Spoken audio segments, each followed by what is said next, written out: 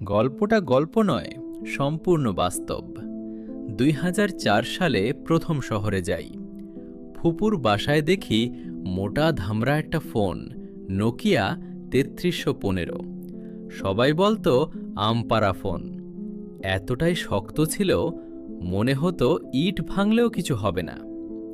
ওই ফোনেই প্রথম সাপ খেলা শিখি, স্পেস শুটার খেলি। কিন্তু ফোনটা ছিল ফুপুর, তাই দূর থেকেই ভালোবাসা। ছুতে পারতাম না, তবুও মনে হতো ওটাই আমার। ২০০৬-এ বাবার ফোন নোকিয়া ১১০০। এটাই আমার প্রথম প্রেম। উফ, কি দারুণ!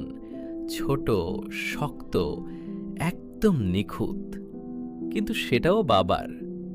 আমি শহরে আর সে গ্রামে। দূরত্বটা মেনে নেওয়া ছাড়া উপায় ছিল না। বুকের ভেতর একটা অদ্ভুত কষ্ট নিয়ে সময় কেটে যাচ্ছিল। ২০১২-তে ফুপা আনলেন নোকিয়া এক্সপ্রেস মিউজিক। গান, রেডিও, রাতে ছাদে দাঁড়িয়ে শোনা অন্যরকম এক শান্তি। মনে হতো এই ফোনটাই বুঝি আমার হবে। কিন্তু না, আবার ফিরে গেলাম সেই পুরনো ৩৩১৫-তে।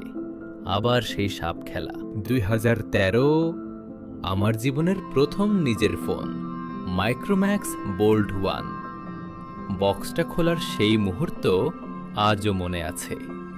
প্রথম অ্যান্ড্রয়েড, নিজের ফোন, একটা স্বপ্নের মতো অনুভূতি। এই ফোন নিয়েই বিদেশ যাই, কিন্তু ফিরে এসে সব বদলে গেল। দিনে মাত্র ১ ঘন্টা ব্যবহার, নিজের জিনিস, তবুও নিজের না।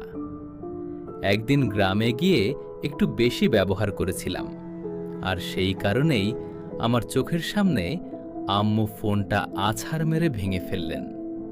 মুহূর্তেই সব শেষ। শব্দটা আজও কানে বাজে। কিছুদিন আমি একদম চুপ হয়ে গিয়েছিলাম। ভাঙা ফোনটা পড়েছিল এক কোণে, আর আমি শুধু তাকিয়ে থাকতাম। কয়েক বছর পর আম্মু ২০০০ টাকা দিয়ে বললেন, যা ফোন কিন। কিনলাম সিম্ফনি বি2। এটা দিয়ে কাজ চলত, কিন্তু মনের সাথে কোনো সম্পর্ক ছিল না।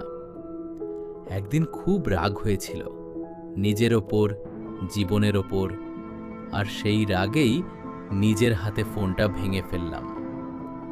সাথে সাথে বুঝলাম নিজের জিনিস নিজে নষ্ট করার কষ্টটা কতটা গভীর। আবার ফিরে এলাম ৩৩১৫-তে।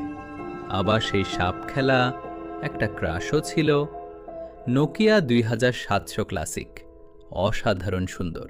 হাতে পেয়েও পাত্তা দেইনি, ভাবতাম এর চেয়ে ভালো কিছু পাবো। আজ বুঝি ভালোবাসা এমন হিসাব করে আসে না। ২০১৫, স্যামসাং গ্যালাক্সি এইচ2।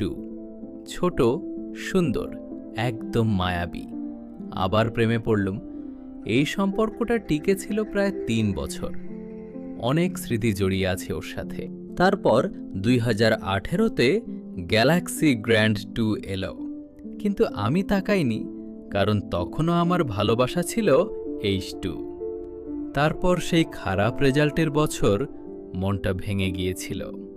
ঠিক তখনই মামা আমাকে দিলেন স্যামসাং গ্যালাক্সি J6।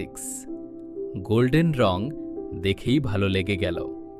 আবার নতুন করে ভালোবাসা শুরু হলো। কিন্তু ২০২৩ সালে একদিন অসাবধানতায় ফোনটা পড়ে গেল। এরপর ধীরে ধীরে স্ক্রিনে কালো দাগ। অনেক চেষ্টা করলাম, স্ক্রিন বদলালাম, তবুও ঠিক হলো না। আজও যেন কোমায় পড়ে আছে। আর আমি এখনো অপেক্ষা করছি, হয়তো একদিন আবার ঠিক হয়ে যাবে। এখন আমার সাথে আছে রেডমি 12। দেখতে আইফোনের মতো, কিন্তু আসলে তা না। এটা ভালোবাসা না, শুধু অভ্যাস। তবুও এই মুহূর্তে সেই আমার সঙ্গী। হয়তো অনেক কিছু বদলে গেছে, ফোন বদলেছে, সময় বদলেছে, আমিও বদলে গেছি। কিন্তু ভালোবাসা আর হারানোর কষ্ট, এগুলো কি কখনো বদলায়?